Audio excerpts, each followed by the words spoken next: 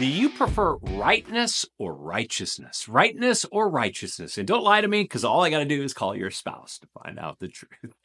Welcome to the Daily Devo. I am Vince Miller. Now, yesterday we released a brand new episode of The Vince Miller Show. I hope you will check it out at the link or the button below the video after, of course, you listen to this devotional. This week we are in chapter 21 of 1 Samuel.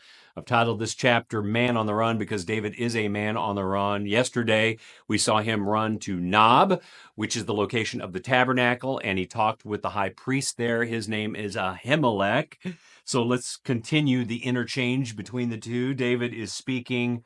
I'm going to read verses 3 through 6. David says, "Now then, what do you have on hand? Give me 5 loaves of bread or whatever is here." And the priest answered David, "I have no common bread on hand, but there is holy bread, if the young men have kept themselves from women." And it appears that there are some people here with David. And David answered the priest, "Truly women have been kept from us as always when I go on an expedition."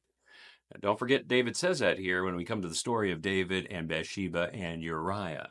The vessels, or the bodies, we could say the organs, the vessels of the young men are holy even when it is an ordinary journey. How much more today will their vessels be holy? So the priest gave him the holy bread, for there was no bread there but the bread of the presence, which is removed from before the Lord to be replaced by hot bread on the day it is taken away. So let's back up just a second and notice a critical detail in David's story, a theme. We notice that the first men that David runs to as a man on the run are 2 holy men. Do you remember? Samuel the prophet is first, then here Ahimelech, the high priest. And this should be a natural impulse for any righteous man of God who's on the run. So if you're being stalked today by unrighteousness, the right thing to do is to run to godly men who can provide you with shelter, security, safety, and sustenance. Shelter, security, safety, and sustenance.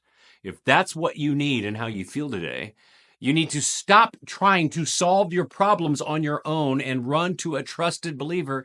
Get relief, get understanding, get prayer. Get relief, get understanding, and get prayer from them because you need it. So back to the text.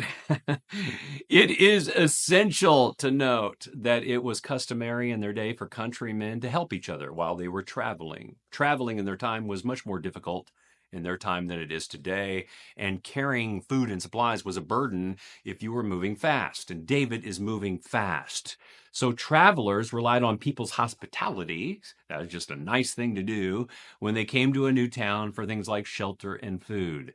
Just go back to Mary and Joseph and the birth of Jesus. They were looking for shelter in town and found a place at someone's home that we call an inn. So David's request in this situation isn't that unusual to ask for bread. The problem is that Ahimelech only has some holy bread, also called showbread, shewbread, showbread. So 12 unleavened loaves, showbread, were always freshly baked every Sabbath and placed on a table before the Lord at the west end of the Holy of Holies inside of this tabernacle. And they were arranged in 2 stacks of 6. So a stack of 6 and another stack of 6, 12 in all, kind of like pancakes on a table, symbolizing that God was the source of nourishment for each of Israel's 12 tribes. And according to religious law, only a priest was allowed to consume this bread. But Ahimelech, after a short assessment of David's sexual purity, decides to give him some of the showbread to eat. Now, you need to know that this was so unusual, it became a memorable moment recounted by Jesus in the New Testament. So today, I want to read the text in the New Testament. It appears in Matthew chapter 12, so you can see the point Jesus is making with this story and how he credits Ahimelech with his good decision. But keep in mind, while I read this text, that the religious lawyers in Jesus' time, called the Pharisees, are questioning the judgment of Jesus, who is our great high priest, And Jesus is going to use Ahimelech's story to offer an explanation on why he's doing that. So let's read the text. Matthew chapter 12, verses 1 and following. Read, "At that time, Jesus went through the grain fields on the Sabbath. His disciples were hungry, and they began to pluck heads of grain to eat. But when the Pharisees saw it, they said to him, 'Look, your disciples are doing what is not lawful to do on the Sabbath.' And he said to them, 'Have you not read what David did when he was hungry, and those who were with him, how he entered the house of God and ate the bread of the presence?'" Interesting.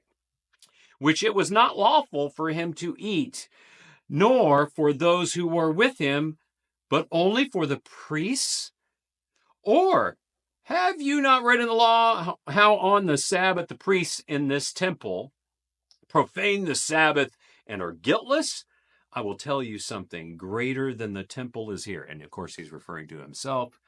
"And if you had known what this means, quote, 'I desire mercy and not sacrifice,' end quote, you would not have condemned the guiltless, for the Son of Man is the Lord of the Sabbath." In other words, he's the great high priest. So Jesus here is making a very valuable point. When believers value being right over being righteous, or value being correct over being compassionate, we have completely missed the point because we want to make a point. In making our point, we prove we prefer the process of preserving our pride rather than pursuing goodness and mercy.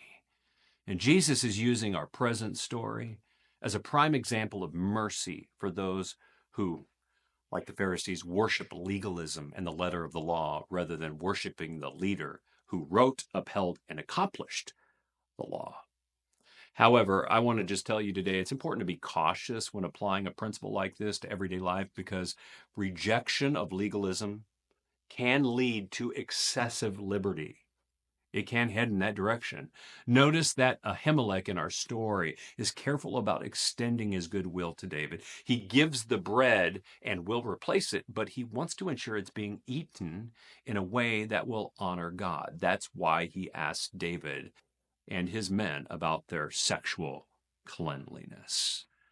So when you are being tested as a believer, you will encounter lonely moments when you feel like you're driving a windy road on a narrow cliff through a thick fog.